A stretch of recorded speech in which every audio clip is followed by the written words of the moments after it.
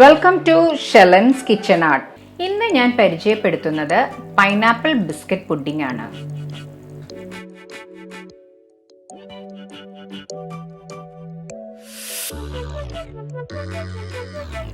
ഒരു 1/4 കിലോ തൂക്കം വരുന്ന പൈനാപ്പിൾ കൊത്തി അരിഞ്ഞെടുത്തിട്ടുണ്ട്. അതിലേക്ക് 3 സ്പൂൺ പഞ്ചസാര ചേർക്കാം, 2 കരയാമ്പൂ.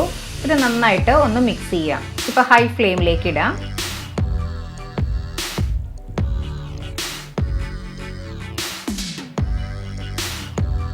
ഇപ്പം നന്നായിട്ട് തിളച്ചു വന്നിട്ടുണ്ട്. ഇനി നമുക്കൊരു മൂടി വെച്ച് 10 മിനിറ്റ് വേവിക്കാം. ഒരു ബൗളിലേക്ക് അല്പം ചൂടുവെള്ളം ഒഴിക്കാം. അതിലേക്ക് 3 ടീസ്പൂൺ ജലാറ്റിൻ ചേർക്കാം. നന്നായിട്ട് ഒന്ന് മിക്സ് ചെയ്ത് മൂടി വയ്ക്കാം.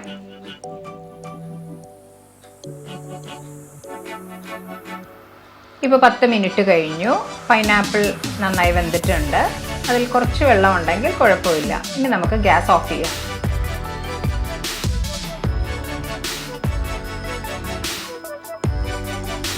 മിക്സിയുടെ ജാറിലേക്ക് 3 മുട്ടയുടെ മഞ്ഞ ചേർക്കാം,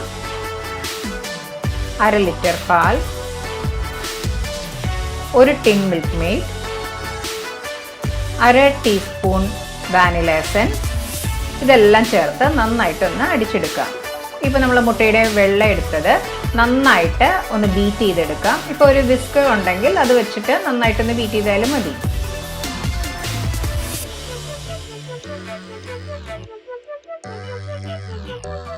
ഇപ്പോൾ നമ്മളുടെ മുട്ട നന്നായി ബീറ്റായി വന്നിട്ടുണ്ട്, നല്ല സോഫ്റ്റായി വന്നിട്ടുണ്ട്. ഇനി അത് മാറ്റി വയ്ക്കാം. ഒരു പുഡിംഗ് ബൗളിലേക്ക് ബിസ്ക്കറ്റ് ഓരോന്നായി സെറ്റ് ചെയ്യാം. നമുക്കിത് ഞാൻ സൺഫീസ്റ്റ് ആണ് എടുത്തിരിക്കുന്നത്. ഏത് ബിസ്ക്കറ്റ് വേണമെങ്കിലും നമുക്ക് യൂസ് ചെയ്യാം. ഇനി നമുക്കതൊരു 2 ലെയറായിട്ട് ബിസ്ക്കറ്റ് നിരത്തി വയ്ക്കാം.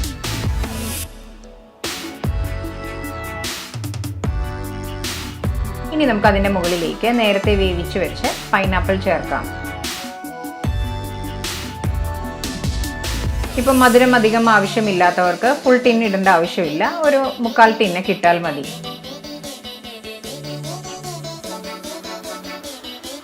ഇനി പാനിലേക്ക് നമ്മൾ നേരത്തെ മിക്സിയിൽ അടിച്ച് പാലും മുട്ടയൊക്കെ ചേർക്കാം. ഇനി ഒന്ന് കൈ വിടാതെ ഇളക്കിയെടുക്കാം. നല്ല ചൂട് കട്ടിയുള്ള പാത്രം വേണം എടുക്കാൻ. സ്റ്റീൽ പാത്രം യൂസ് ചെയ്യരുത്. ഇത് നമുക്ക് ഡബിൾ ബോയിൽ വേണമെങ്കിലും ചെയ്യാവുന്നതാണ്. ഇപ്പം നന്നായിട്ട് തിളച്ച് വരുന്നുണ്ട്. ഇനി അതിലേക്ക് ജലാറ്റിൻ മിക്സ് ചെയ്യാം. ഒരു 10 ഗ്രാം ചൈന ഗ്രാസും വേണമെങ്കിൽ യൂസ് ചെയ്യാവുന്നതാണ്, ജലാറ്റിൻ ഇഷ്ടമില്ലാത്തവർക്ക്. ഇപ്പോൾ തിളച്ചിട്ടുണ്ട്, ഗ്യാസ് ഓഫ് ചെയ്യാം. ഇനി അല്പം തണുത്തതിന് ശേഷം ആ മുട്ടയുടെ വെള്ളം ഒന്ന് ചേർക്കാം. ചൂടോടുകൂടി ചേർക്കരുത്. ഒരു പകുതി ചൂടൊന്ന് ആറുമ്പോൾ ഇനി അത് നന്നായിട്ട് ഒരു 2 മിനിറ്റ് ഒന്ന് ബീറ്റ് ചെയ്യാം.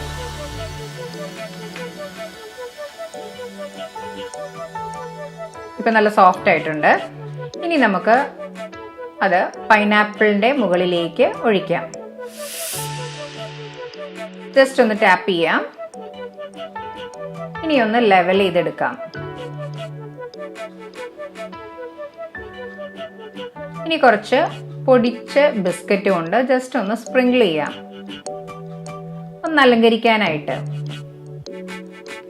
ഇനി അത് ഫ്രിഡ്ജിൽ വെച്ച് ഒരു 4-5 മണിക്കൂർ നന്നായി സെറ്റാക്കാൻ വെക്കണം. നമ്മളുടെ പൈനാപ്പിൾ ബിസ്ക്കറ്റ് പുഡിംഗ് റെഡി ആയിട്ടുണ്ട്. എല്ലാവരും ട്രൈ ചെയ്ത് നോക്കുക. നിങ്ങൾക്ക് ഇഷ്ടപ്പെട്ടെങ്കിൽ ലൈക്ക് ചെയ്യാനും ഷെയർ ചെയ്യാനും സബ്സ്ക്രൈബ് ചെയ്യാനും സപ്പോർട്ട് ചെയ്യാനും മറക്കരുത്. തൊട്ടടുത്തുള്ള ബെല്ലൈക്കൻ പ്രസ് ചെയ്താലേ ഇനി ഞാൻ അടുത്തിടുന്ന വീഡിയോയുടെ നോട്ടിഫിക്കേഷൻ കിട്ടുകയുള്ളൂ. Thanks for watching my channel.